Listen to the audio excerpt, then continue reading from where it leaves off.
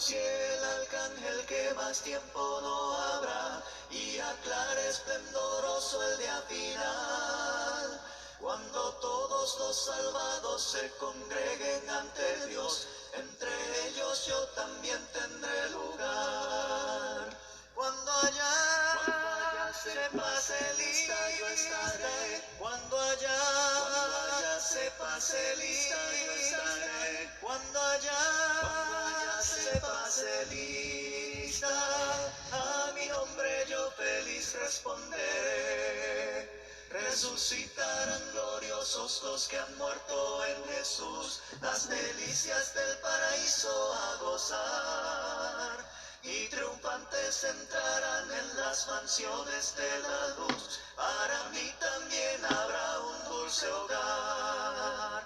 Cuando allá se pase lista, yo estaré. Cuando allá se pase lista, yo estaré. Cuando allá se pase lista, a mi nombre yo feliz responderé. Trabajemos para Cristo anunciando su amor, mientras dure nuestra vida terrenal. Y al fin de la jornada con los salvos por Jesús, entraremos en la patria celestial. Cuando allá se pase lista, yo estaré. Cuando allá se pase lista, yo estaré. Cuando allá se pase lista, a mi nombre yo feliz responderé.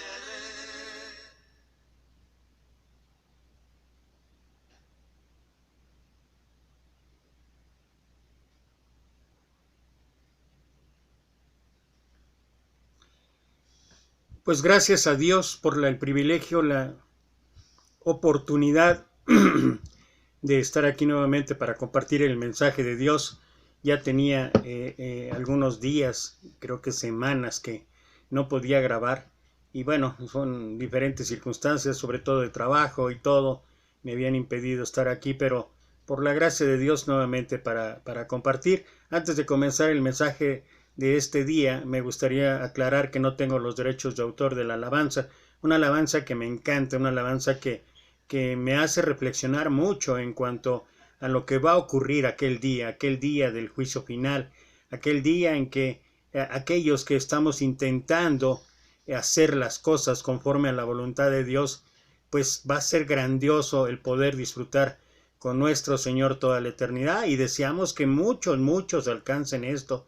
Yo quisiera que todos, pero pareciera ser que no va a ser así, pero bueno, eso ya no es decisión de nadie, sino decisión de Dios. Y en cuanto a lo que cada uno, seres humanos, hagamos al respecto. Antes de empezar a tocar el pasaje que me gustaría analizar el día de hoy, que está en Mateo capítulo 22, versículo 23 al 33, y que he titulado, o que le puse el título al mensaje de la promesa de la resurrección, me gustaría compartir este comentario. Es un comentario que encontré dentro de lo que yo estudio ahí en las alternativas que tenemos en los mensajes cristianos, y me gusta porque tiene que ver sobre todo con la actitud de los saduceos y los fariseos, y tiene que ver con esa actitud que parece ser que en algunos momentos pudiera prevalecer hoy en día. Y me gusta la manera en que lo enfoca este comentario. Empieza hablando de Eclesiastés capítulo 7 versículo 16, donde dice: no seas demasiado justo, ni seas sabio con exceso. ¿Por qué habrás de destruirte? Algunos comentarios bíblicos sugieren que esto significa ser excesivamente justo ante sus propios ojos, y arrogante y excesivamente sabio. Pero esto significa ser pretencioso y presumido. La mayoría de nosotros encontramos que aquellos que actúan de esta manera son desagradables, y vaya que esto es verdaderamente cierto. Así, en este sentido, ¿quién es excesivamente justo y sabio? O quien actúa de esa manera trae la ruina social sobre sí mismo. Cristo Y Cristo, aquí quiero hacer énfasis, y es parte de lo que que quiero analizar en este pasaje específicamente de los saduceos, narrado aquí en el libro de Mateo capítulo 22, versículo 23 al 33. Cristo condenó a los fariseos y a los saduceos porque se volvieron demasiado justos, yendo más allá de las leyes y estatutos de Dios, inventando sus propias reglas y regulaciones onerosas y esforzándose por las minucias. Eran egoístas y arrogantes, exaltando sus propias opiniones sobre la aplicación de los estatutos y leyes de Dios en todas las circunstancias imaginables. Y esto ya en sí mismo es bastante condenable.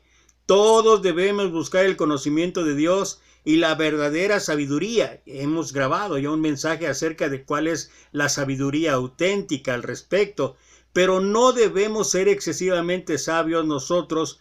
Nosotros comúnmente decimos que a nadie le gusta un sábelo-todo. Un sábelo-todo no sabe todas las cosas, aunque tales individuos actúan como si lo supieran. Esto los hace desagradables y ofensivos a los demás. Los excesivamente justos y excesivamente sabios a menudo se meten en la vida y los asuntos de otros, lo que es una intrusión no deseada. Como consecuencia, ¿qué es lo que está pasando hoy en día? Por ello tantos grupos religiosos, por ello tantas denominaciones, porque cada quien adopta puntos de vista de la misma escritura, puntos de vista que tienen que ver con su propia interpretación o su propia opinión. Y es tan sencillo, tan claro lo que habla nuestro Señor Jesucristo, es tan directo, tan específico, tan con una claridad tan extrema lo que habla la Escritura, que ¿para qué tenemos que ir a hacer esas cosas? Y lo único que resulta son confusiones. Y lo que vemos hoy en día. Me voy directo al pasaje, Mateo capítulo 22, versículo 23 al 33. Ese mismo día se acercaron a Jesús algunos saduceos, líderes religiosos que dicen que no hay resurrección después de la muerte. Le plantearon la siguiente pregunta. Nota lo que hacían los saduceos. Hemos visto, no solamente los saduceos, los fariseos, siempre estaban tratando de encontrar errores en nuestro Señor Jesucristo. Lo estaban intentando siempre tentar, de tal manera que nuestro Señor entrara en una confusión, cosa que jamás lograron. Dice versículo 24, Maestro. Mira, no solamente la actitud de ellos en cuanto a cuestionar lo de Jesús, sino la actitud hipócrita. Porque solamente a quien se le reconocía como maestro es que le reconocían cierta autoridad. Pero es seguro, aunque no lo menciona aquí, pero es seguro que cuando lo hacían los saduceos o los fariseos, había un sentido irónico en su propuesta, en su pregunta. Dice versículo 24, Maestro, Moisés dijo, si un hombre muere sin haber tenido hijos, su hermano debe casarse con la viuda y darle un hijo para que el nombre del hermano continúe. Ahora bien, supongamos que había 7 hermanos. El mayor se casó y murió sin dejarle hijos. Entonces su hermano se casó con la viuda, pero el segundo hermano también murió, y el tercero se casó con ella. Lo mismo sucedió con los 7. Por último, la mujer también murió. Entonces dinos, ¿de quién será esposa en la resurrección? Pues los 7 estuvieron casados con ella. Jesús contestó, el error de ustedes es que no conocen las Escrituras y no conocen el poder de Dios. Pues cuando los muertos resuciten, no se casarán ni se entregarán en matrimonio. En este sentido, serán como los ángeles del cielo.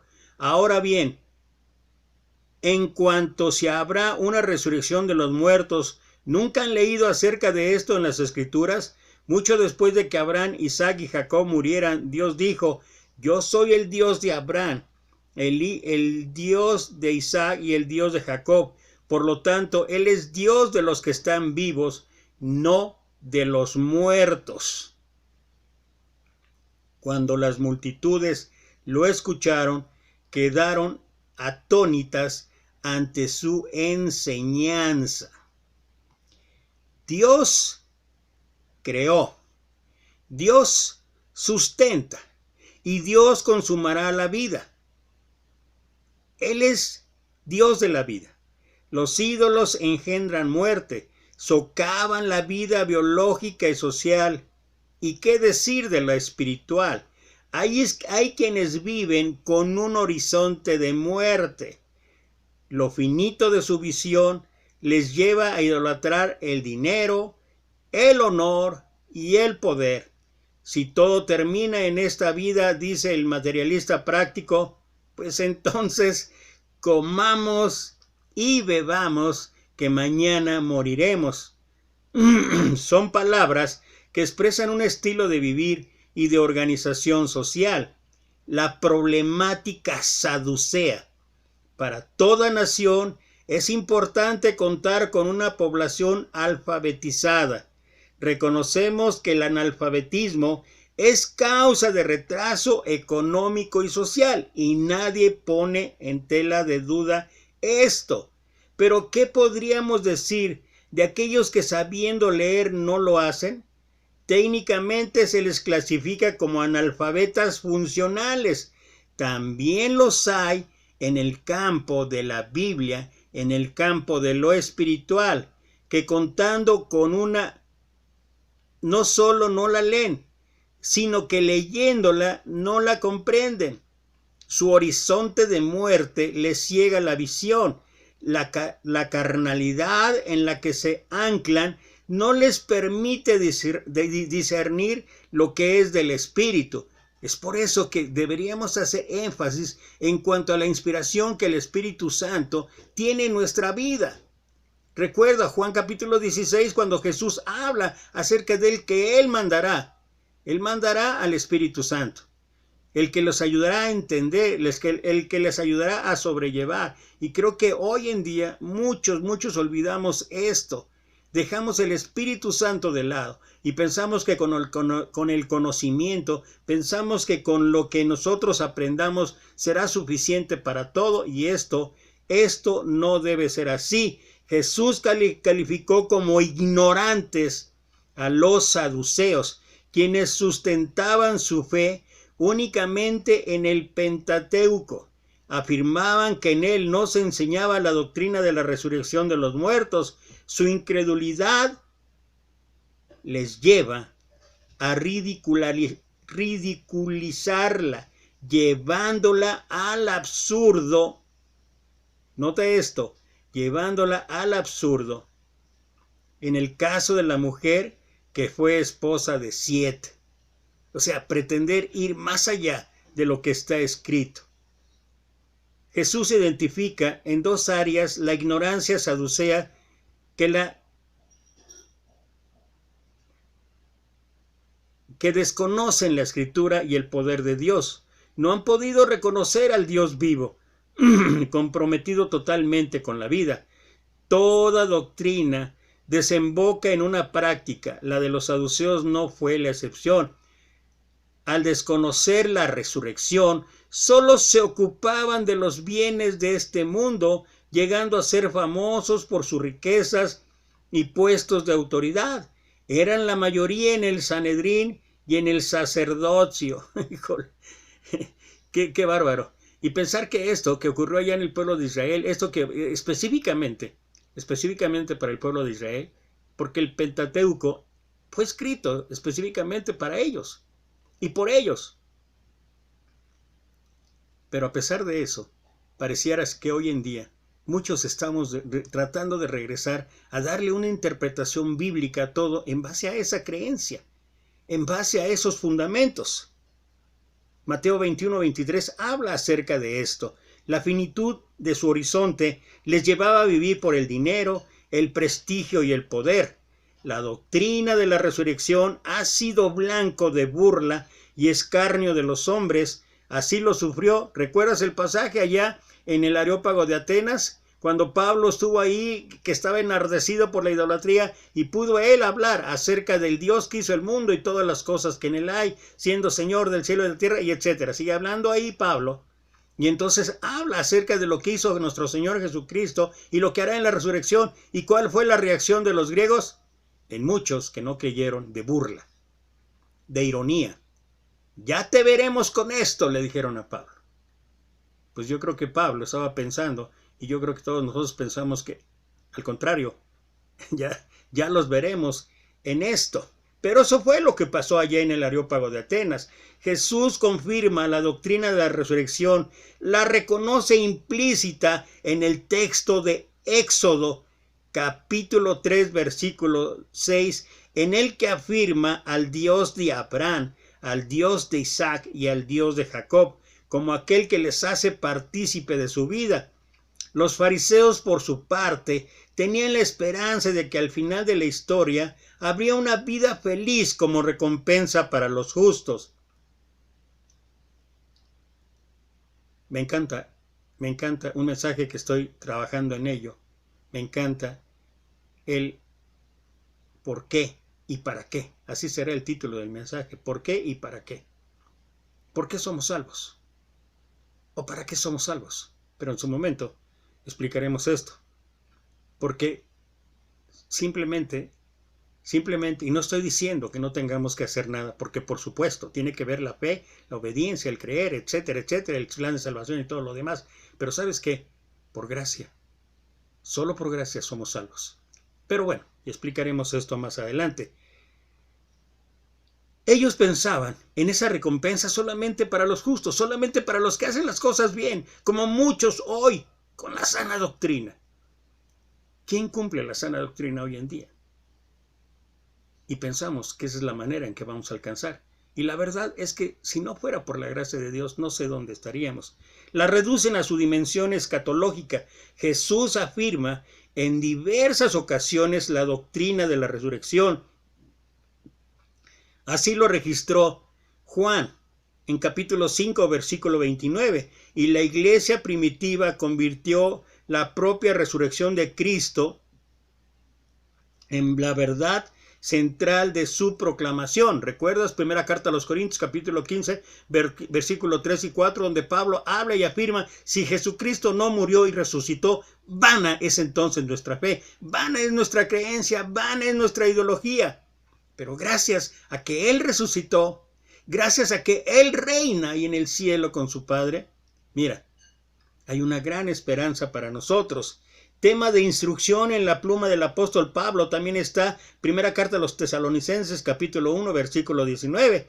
La doctrina de la resurrección de los muertos, confirmada por nuestro Señor Jesucristo, tiene como fundamento la fe en un Dios de vivos. La muerte espiritual y la muerte física son enemigos de Dios, que tratan de imponer su realidad en medio de este mundo. Los cristianos creemos en el Dios vivo y verdadero que llama a los hombres a una genuina conversión de los ídolos falsos que el hombre ha inventado y que convierte en tiranos. Esa es la realidad. Jesús confirma la doctrina de la resurrección. Su trascendencia es clara para la vida del hombre y sobre todo del pueblo de Dios. No es solamente una enseñanza en la Escritura, sino una vivencia en la que caminamos y hemos recibido por la fe en Cristo Jesús. Lo que quiere decir que la resurrección se da desde que creemos y que culminará en el día final. La calidad de esta vida se despliega desde Dios mismo. Así lo afirma la Escritura. Tú eres el Mesías, el Hijo del Dios viviente. ¿Recuerdas la declaración de Pedro? ¿Quiénes dicen vosotros que soy yo? ¿Y cómo contestaron los apóstoles? Bueno, refiriéndose a la gente, unos que eres Elías, otro que eres Jeremías. ¿Y ustedes qué piensan que soy? Y Pedro, inspirado por el Espíritu de Dios, dice: tú eres el Cristo, el Hijo del Dios viviente. Dios no es un ídolo sin vida en el que el hombre pueda proyectar sus sueños, sus temores, sus deseos, sus inquietudes. Los ídolos son portadores de las ilusiones y miserias humanas.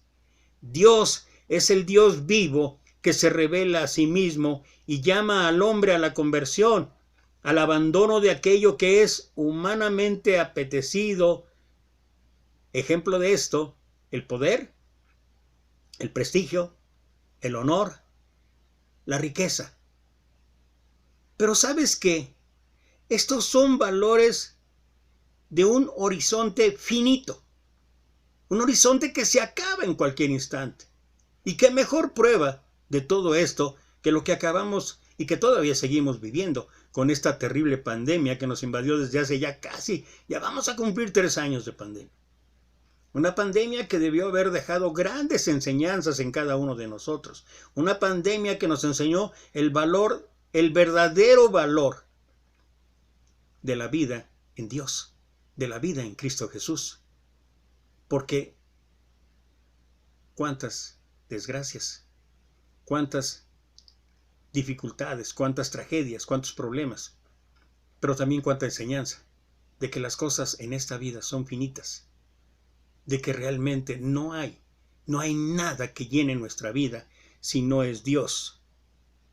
Dios es el Dios vivo que se revela a sí mismo y llama al hombre a la conversión, al abandono de aquello que es humanamente apetecido. Como ya dije, el poder, el prestigio. Estos son los valores de un horizonte finito. Jesús revela a Dios como Dios vivo y a la resurrección como la victoria de la vida sobre la muerte. Ni la muerte física ni la muerte espiritual tienen la última palabra. Quien pertenece a Dios no está sometido a la muerte. Un elemento debemos subrayar. La resurrección cristiana no es un evento final en la historia, también es una realidad por la fe en Jesucristo el Hijo, pues Él mismo es la resurrección y Él mismo es la vida. Creer en Él abre la puerta para participar en el dominio de esta vida. El significado de la resurrección, el cual podemos señalar 3 consecuencias de la resurrección para el cristiano. En su carta a los Romanos, el apóstol Pablo establece una comparación entre la vida de Cristo y la de sus discípulos.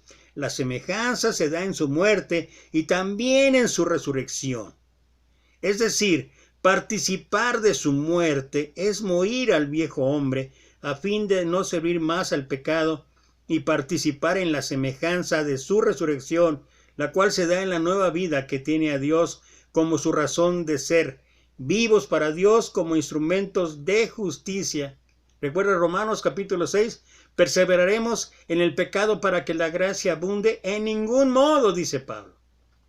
Pues aquellos que hemos muerto y resucitado a semejanza de nuestro Señor, por medio del bautismo, estamos naciendo a una nueva vida.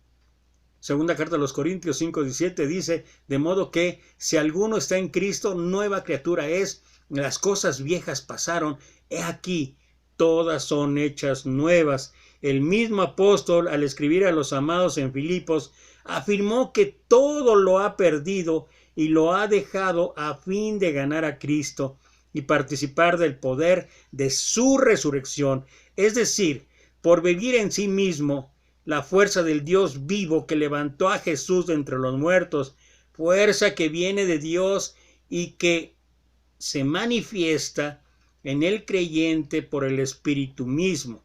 Finalmente, el apóstol Pedro aporta un tercer elemento en relación con la resurrección. Alabando a Dios el Padre, el apóstol Pedro afirma que mediante la resurrección de Jesucristo, Dios nos hizo renacer para una esperanza viva que tenemos como herencia reservada en los cielos, herencia sin contaminación, sin corrupción y sin peligro de destrucción. No es menor el desafío a como tampoco lo es la promesa. Y hasta aquí hemos hablado en detalle de lo que significó ese pasaje, de lo que significó esa pregunta tendenciosa, irónica que los saduceos le hicieron a nuestro Señor Jesús. Y Jesús habla de lo que realmente ellos no entendían. Ellos no podían entender. Ellos estaban acostumbrados a su mente finita. Y ellos estaban hablando de con quién se quedará, cuando que las cosas allá en el cielo serán totalmente diferentes. Pero eso no significa que hoy en día no tengamos que ver muchas cosas con respecto a eso. Pero cuando se pretende ir más allá de lo que está escrito, cuando se pretende sustentar bases para una teoría equivocada, entonces, como consecuencia, ¿qué pasa?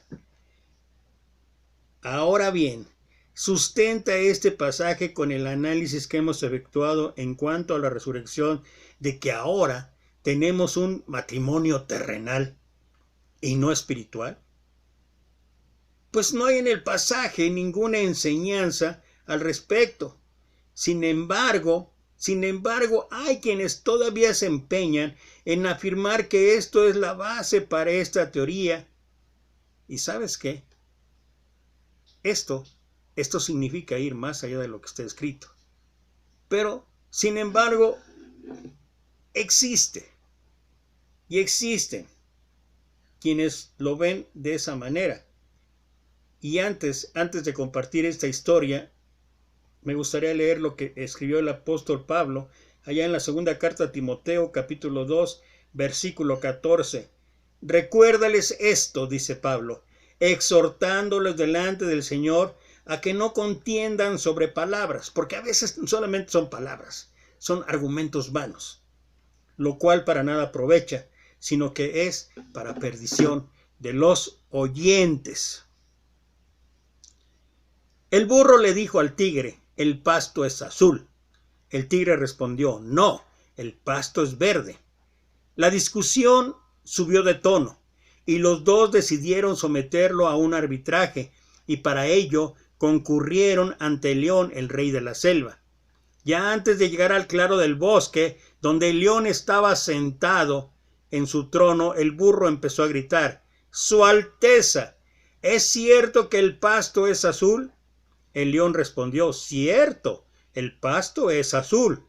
El burro se apresuró y continuó, el tigre no está de acuerdo contigo y me contradice y molesta. Por favor, castígalo.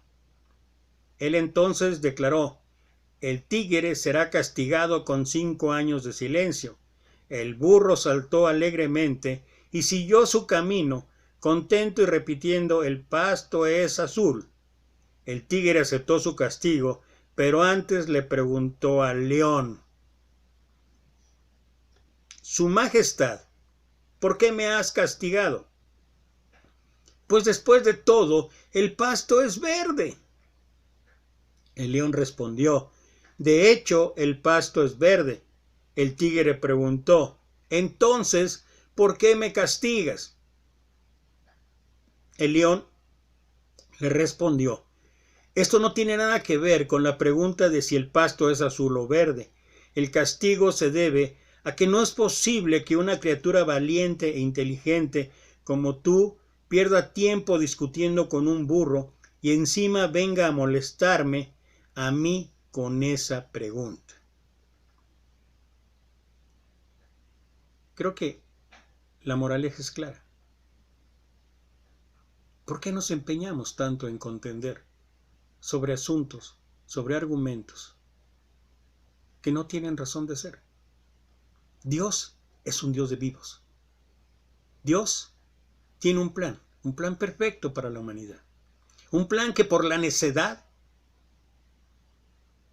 por la ignorancia, o en el otro de los casos extremos, como los saduceos y los fariseos, por la vanidad, por la soberbia, por el ir más allá de lo que está escrito,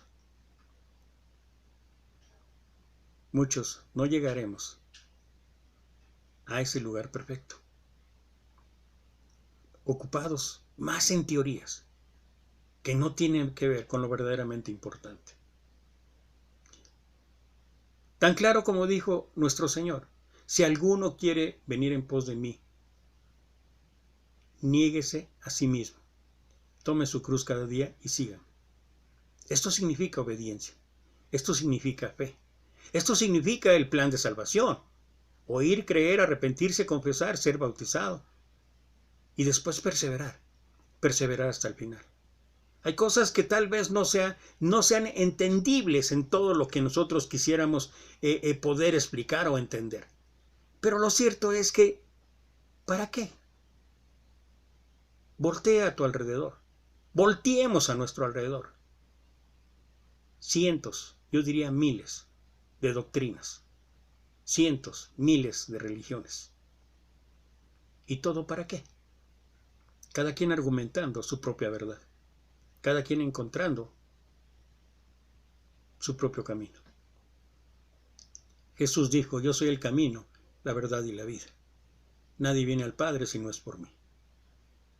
¿Por qué no?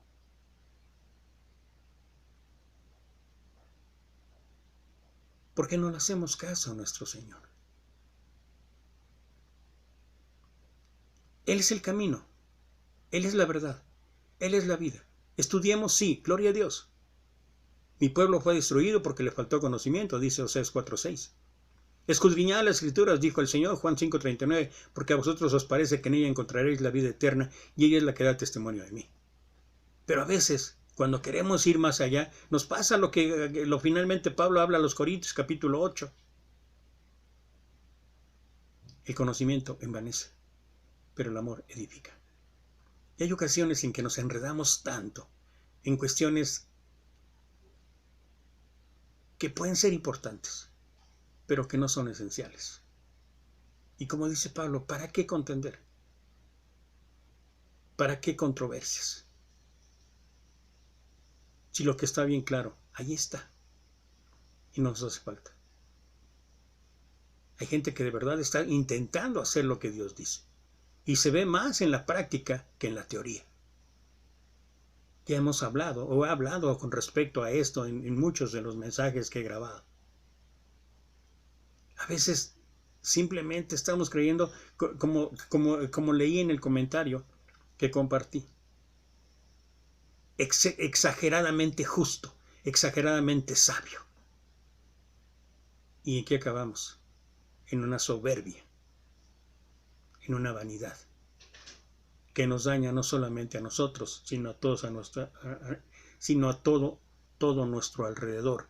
La peor pérdida de tiempo es discutir con alguien que se vuelve necio y fanático, al que no le importa la verdad o la realidad, sino solo la victoria de sus creencias e ilusiones.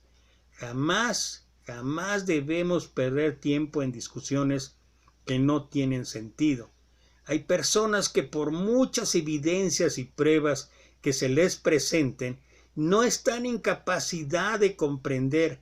Otras están cegadas por el ego, por el odio y el resentimiento, y lo único que desean es tener la razón, aunque no la tengan. Termino con esto. Cuando la ignorancia grita, la inteligencia calla. Tu paz y tu tranquilidad valen más. Gloria siempre sea a nuestro Señor Jesucristo. Que Dios te bendiga.